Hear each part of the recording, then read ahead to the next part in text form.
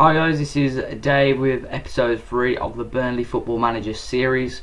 In the last episode we just came back off a 5-0 defeat to Manchester United. In this episode there is only 4 games.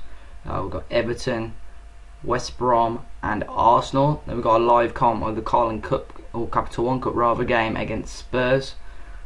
So we've got hosting Everton at home, a tough game, and hopefully it's not back-to-back defeats. But let's go on to the Everton game now. So we actually ended up losing 1-0 to Everton at home. Steven Pienaar getting the goal in the 18th minute. We absolutely battered Everton, as you can see. Shots we had 19, but we just couldn't get them on target. Jason Shackle ended up getting man of the match there. We did bring in Ashley Barnes instead of George Boyd on the left wing. Didn't quite work, so I think Boyd will come in again for the next game. Everton weren't great, but they just obviously took their chance, and they defended really well. We struggled to get many shots on target. We'll just go on to look at the goal now. So yeah, as you can see, it came off the back of one of our attacks, and they were going forward here, playing some decent stuff.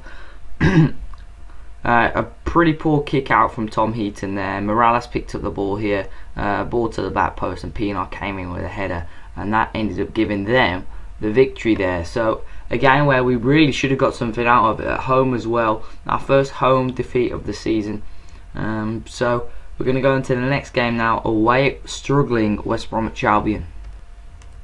We ended up getting all 3 points from this one, and we went 1-0 down. Silvestre Varela scored for them, but then Dean Marnie, who's been quality so far this season, picked up the equaliser. We took the lead with Danny Ings, then Andre Wisdom got an equaliser, but Dave Jones with the last attack of the game from the corner with a big header to win us the match. Pretty even shots wise, we had a few more on target, and pretty even possession wise, but I think we did have the upper hand against West Brom in the end. We played the better football, and fortunately we came out with the 3 points. We battled hard, and we needed to get a victory because the next 2 games against Arsenal and Spurs are going to be tough, and we don't want to lose this one because we could have ended up losing 5 or 6 on the bounce.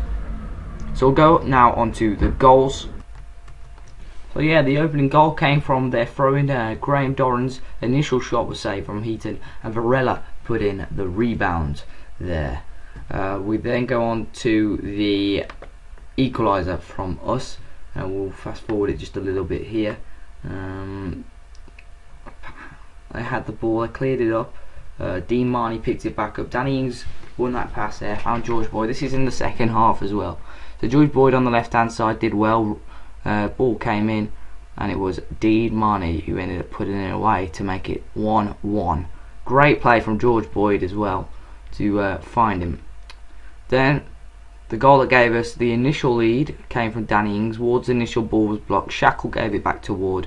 Found George Boyd again with a very good ball in for the second time in the match, and Danny Ings' header made it 2-1 to us. Then Baggies got the equaliser. Some poor defending, didn't get clear our lines, and Andre Wisdom ended up getting the equaliser. And then the winner from the last attack of the game, one of the last touches, Kiteley's ball in, and Dave Jones headed in to get the victory. So overall, a very, very good win, a very crucial win too. And next match now, we'll go on to top of the league, Arsenal.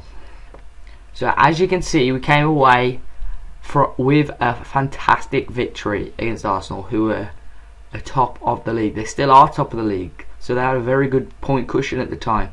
So to come away with a win is very, very special. We're at home as well, so strong home performances continue. George Boyd's good form continued too, as he grabbed a goal after his 2 assists against West Brom, and Dean Marnie got his second in as many games in the last minute to round it up.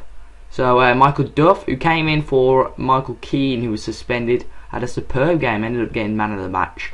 Brought in Stephen Reed as a sub, as Kieran Trippier was injured, so I did have some doubts, and we didn't have to make any changes till fairly late on either.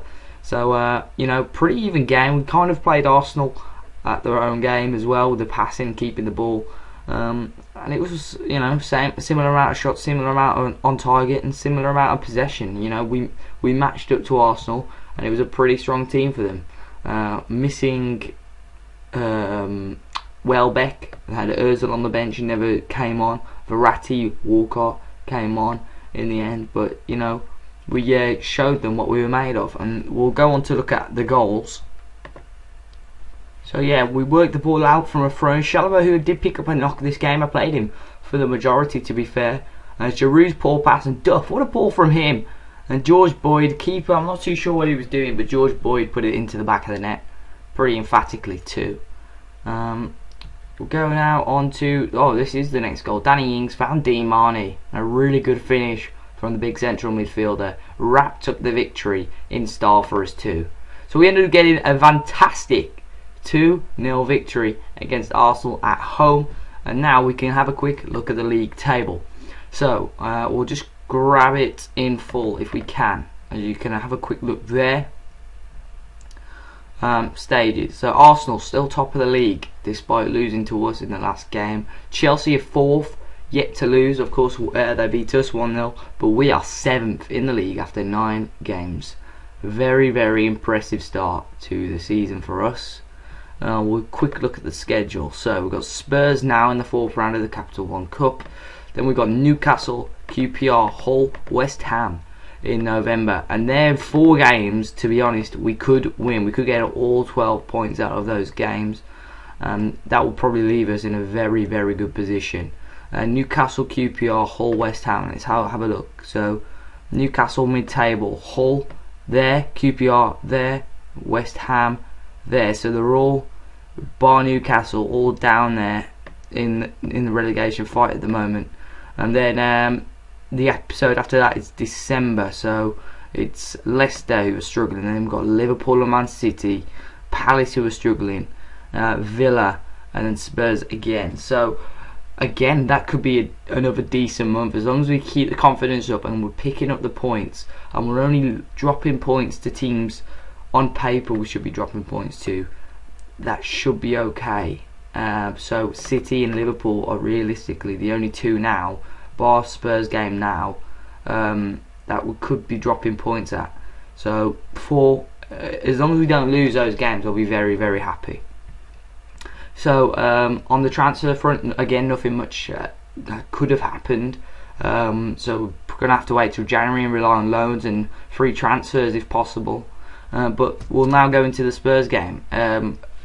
It's a game where I don't think we are going to win the game, to be honest. To have, 3 games in less than a week for these boys, well, I suppose they'll be used to it from the Championship schedule, but hopefully we can pull off a surprise. I think they've only lost 1 all season, Spurs, but they have drawn the majority of their games. So hopefully we can punish them, hopefully. So here we go. The other 2 fixtures, bar our game, is Millwall hosting Chelsea and Sunderland against Newcastle. So a bit of a rivalry there. So hopefully Tottenham versus Burnley could be the game to watch. So Spurs predicted lineup there. Oh, it's not as strong as I thought it'd be. So hopefully we could pull off a bit of a shock here. Kitely injured, which is a shame because he has been fantastic this season for us. Have a look at that team. Where's Trippier? Trippier's still injured. Reed's going to have to play. So Heaton, Reed, Keane, Shackle, Ward, Chalobah, Marnie, Jones, Eagles, George Boyd and Danny Ings. I'm happy with that team. It looks strong. It's solid. Yeah, that's a really good team. Shall we start attacking? Yeah, I'm going to start attacking. We'll see how it goes. So yeah, we're going now. We'll see what their team's looking like. See Tottenham edging this game. It'll be tough. Burnley won't roll over Spurs, but Spurs get my vote. So they're saying it's going to be tough for Spurs. We'll play well, but the absence of Kitely and Trippier will hit us hard. Spurs 4-6 favourites. We're 7-2 to win. So they're pretty firm favourites with the bookies. Their team then, it's not as strong as I thought it would be. Vorm in goal, Ben Davies, Fazio, Cabal, McQueen, whoever that is, I'm not too sure. One of the reserve lads maybe. Yeah, Alexander McQueen. Bentaleb, Capu.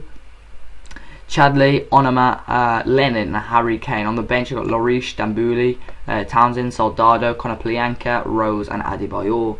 Our side, of course, Heaton, Ward, Shackle, Keane, Reed, Jones, Marnie, Schallenberg, George Boyd, Danny Ings, and Chris Eagles. On the bench, Matt Gilks, Duff, Aymar, Barnes, me, Wallace, and Sordell. It's a good game. We'll get these sisters. It could be a good game because their team's not as strong as I thought it would be. So hopefully we can put in the performance here to please our fans. We are away from home. That's got to be noted. We have played so much better at home for the majority of this season. So already Chris Eagles here on the wing. Decent ball in. Danny Ings! What a start! It's taken just under 40 seconds to give us the lead here at White Hart Lane. And it's such a crucial goal and a fantastic start in the cup here today. It's a great ball in, and Danny Ings rose like a salmon. Let's see on the replay here if this will hurry up and load. It was Chris Eagles here. Oh, a bit laggy. He got the ball in, and Danny Ings rose, and his Vorm struggled to get there. And we've 1-0 up already. Quality start to the game. So Spurs with an attack. Ben Davies, decent ball in, headed back by Keane to Davies. Oh, and there's Ben Taleb, and it's 1-1. Oh, we've let a decent lead slip here, and it was a decent ball in by Davis, a headed away, a decent ball in again. Chadley's initial header back, and Bentaleb strikes just stopped everyone. No one on the near post though, and hopefully that is annoying. We've got a corner though. Ball in, Schallenberg, Boyd off the line, and should have been 2-1 Burnley there. Coming up to half time now, and it is half time, 1-1, and we'll be. I'm happy with that so far. I'm happy. I am. Yeah, let's see what. Okay. I was hoping no one would have a negative attitude to that. So, Cabal's giving away the ball. Shackle gave it straight back to them.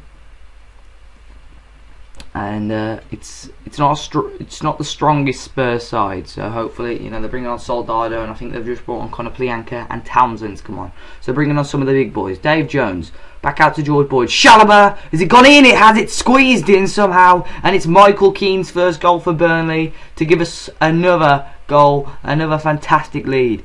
It's George Boyd here, a little layoff. Schallenberg's shot has caused so many problems. Two defenders got in the way of Vorm, and we've put it in finally to make it 2-1. Make a few changes now. Danny Ings will come off. Sordell on. Put him to attack. Why is he so bad? Oh, he's rubbish as a complete forward. We'll put him as an advanced forward attack. Bring off Dave Jones and hope Aymar can do something here. He's even worse. He needs to start playing a more of an attacking role. And we'll move Keane to right back and bring on Michael Duff for the last 10 minutes. Come on. I'm gonna try and sit back. Oh, here's Davis. Soldado! 2-2, sorry. Right after we make the changes too. Davis with another good ball in, but no one is marking Soldado. I'm not sure if the man on the front post was meant to have him. But it looks like it might go to extra time unless last minute Spurs are attacking. Konoplyanka, Townsend, good save. Heaton's kept us in it. Davis again with the ball. Schallenberg clears only as far as Aymar, and Capu battle in and out. Davis ball back in, and Heaton saves. Looks like it may go to extra time. Oh, Townsend! What a block! We'll leave that. Keane has left it. Goal kick. Just over 30 seconds to go of normal time. I'm pretty sure we are going to go to extra time here. Sordell's ball wasn't great. Last 10 seconds, couple seconds, and there it is, extra time. Performance has been excellent. It has. Oh, two players weren't so short. It's annoying though, getting to extra time. Players are going to be unfit for the Newcastle game. So, again, might not be expecting it. as high standards there as we usually do. Extra time should fly by though, and hopefully we can hold on. If we do take into penalties and lose, you know, we've done all we could do. It's the luck of on the day really with penalties. So nothing more. Oh, Spurs with the corner, Capu, and there we go. Spurs take the lead for the first time in the game, and Yunus Kabul from the corner. Initial ball again from Davis in, headed on by Capu, and Yunus Kabul taps it in. Ward kicking free air, and they could make it even worse, and they do. Soldado again in the air, 9th goal of the season for him. Not realistic at all, and this is harsh. It's harsh. Are they going to get another? No, there's the full-time whistle. Full-time, Spurs 4, Burnley 2. I think it is harsh on us in the end. But, you know, there we go. So, thanks for watching, guys. That is the end of the episode. I'll come back with the next episode very soon. Hope you have enjoyed it. If you have, drop a like below. Comment with any feedback. But hope you have enjoyed it. And we'll see you soon.